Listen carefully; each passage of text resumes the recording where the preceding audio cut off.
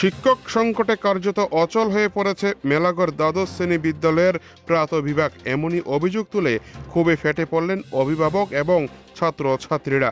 পর্যাপ্ত শিক্ষক নিয়োগের দাবিতে মেলাগড় নেতাজি চৌমুহনী থেকে মেলাগড় থেকে আগরতলা মূল সড়ক অবরোধ করে বিক্ষোভ দেখান তারা। অভিভাবক এবং ছাত্রছাত্রীদের অভিযোগ, দীর্ঘদিন ধরে বিদ্যালয়ে তীব্র শিক্ষক সংকট চলছে। বর্তমানে প্রাথমিক বিভাগে মাত্র 3 জন শিক্ষক রয়েছেন। এত কম সংখ্যক শিক্ষক দিয়ে বিপুল সংখ্যক ছাত্রছাত্রীর পড়াশোনা চালানো কার্যত অসম্ভব হয়ে পড়েছে। অভিযোগ, শিক্ষক সংকটের কারণে বিদ্যালয়ের বিভিন্ন কাজও আয়ের উপর নির্ভর করতে হচ্ছে। শিক্ষক স্বল্পতার কারণে নিয়মিত পঠন পাঠন ব্যাহত হচ্ছে বলেও অভিযোগ অভিভাবকদের। তাদের দাবি, সন্তানদের ভবিষ্যতের কথা মাথায় রেখে অবিলম্বে বিদ্যালয়ে পর্যাপ্ত সংখ্যক শিক্ষক নিয়োগ করতে হবে।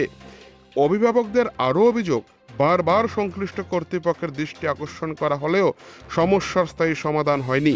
ফলে বাধ্য হয়ে ছাত্রছাত্রী ও অভিভাবকদের রাস্তায় নামতে হয়েছে।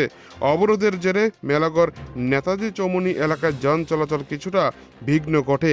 অবরোধের ফলে মেলাগড় নেতাজি চৌমুহনী এলাকায় কিছুটা যানজটের সৃষ্টি হওয়ার কারণে খবর পেয়েই ঘটনাস্থলে পৌঁছায় মেলাগড় থানার পুলিশ। পরে আলোচনার পর পুলিশের পক্ষ থেকে সমস্যা সমাধান আশ্বাস দেয়া হলে অবশেষে অবরোধ প্রত্যাহার করে নেন অভিভাবক এবং ছাত্রছাত্রীরা।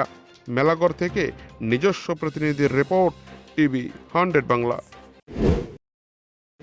ব্যাপার আপনাদের কি অভিযোগ বলেন? আমাদের অভিযোগ এই যে আমাদের বিদ্যালয়ে নেতাজি এইচএস স্কুলের মধ্যে আমাদের ছোট বাচ্চাদের কোনো টিচার নেই, শুধু 3 জন টিচার দিয়ে কয়টা ক্লাস হয়?